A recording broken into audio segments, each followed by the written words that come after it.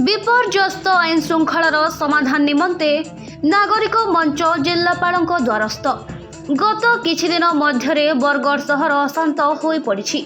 बरगड़ रे आईन श्रृंखला विपर्यस्त होई पड़िछि। एहाकु नै जिल्लापालଙ୍କୁ बरगड़ नागरिक मंच पक्षरु दाबीपत्र प्रदान करा जायछि। गुरुवार संध्यारे बरगड़ सहर में गोष्ठी संघर्ष और 2 जण युवकों मृत्यु को नहीं चांचल्य सृष्टि होइछि। बरगड़ जनसाधारण एवं असुरक्षित मन करुछंती। बरगड़ भली एक शांतिप्रिय सहर में आईन श्रृंखला विपर्यस्त होई पड़िछि, जहाँकि वर्तमान चिंतार विषय। मुख्यतः निशा सेवन और संपृक्त कारबार व्यापक भावे वृद्धि पाउछि, जेउथिरे युव समाज संपूर्ण भावे ग्रासित होई मरण जंतारे पड़ुछंती बोली सभापति भीष्मदेव सराफ कहिसंती। जिल्ला रे निशा सेवन और कारबार को बंद करबा सह पुलिस रो सक्रियता को बढ़ाइबा और आईन श्रृंखला को ठीक करबा को नागरिक मंच दाबी करिछि।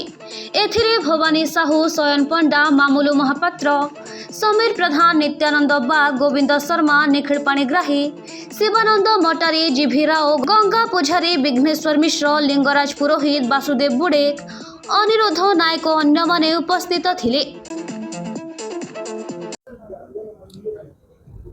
बरगड़ रे एबे आपण देखुथिबे आईन व्यवस्था संपूर्ण भाव में भुसड़ी जाइए एवं जहाँकि नहींकि गत गुरुवार दिन दुईटा सांघातिक भाव में माने हत्याकांड है। जड़े गुरुतर आहत होइछन एवं तार परे बरगड़ पूरा संपूर्ण भाव में अशांत हो पड़ी। साधारण जनता इहादे असुरक्षित मन करुछन एवं ये प्रकार विपर्यस्त आईन श्रृंखला लगी बोलिकी आज आम आसीदेलु जिला प्रशासन को देखा करवार लगी कलेक्टर महोदय को एवं गोटे आमर बरगड़ नागरिक मंच तरफ गोटे दायीपत्र भी देचु जे जेन प्रकार निशा कारबार इहादे बरगड़ रे चली बरगड़ जिला और बरगड़ सहर रे आपण विश्वास भी करना पारन। छोट छोट छुआ माने से इहादे निशाग्रस्त होकर निशा सेवन हो कि जेन प्रकार निशा कारबार होचे से लगी बरगड़ रे आपण देखुथिबे विभिन्न प्रकार क्राइम बढ़ी चलान आउ तार रेजल्ट आम देखला जेन प्रकार निर्मम भाव में हत्या करागला, गोष्ठी संघर्ष है एवं बहुत माने बहुत अशांत परिवेश सृष्टि है। आईटा जदि निशा के जदि सरकार एवं जेन प्रशासन जदि पूरा संपूर्ण भाव में ताके बंद ना करबे, अंकुश ना लगाबे तार उपरे आगामी दिन रे पिलामानकर भविष्य साधारण जनता भविष्य पूरा अंधकार है।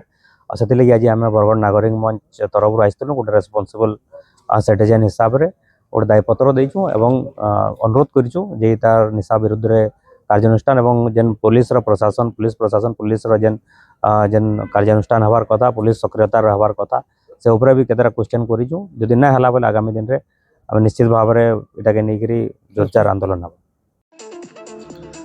बरगड़ मुन्ना साहू रिपोर्ट कुशल प्रवाह।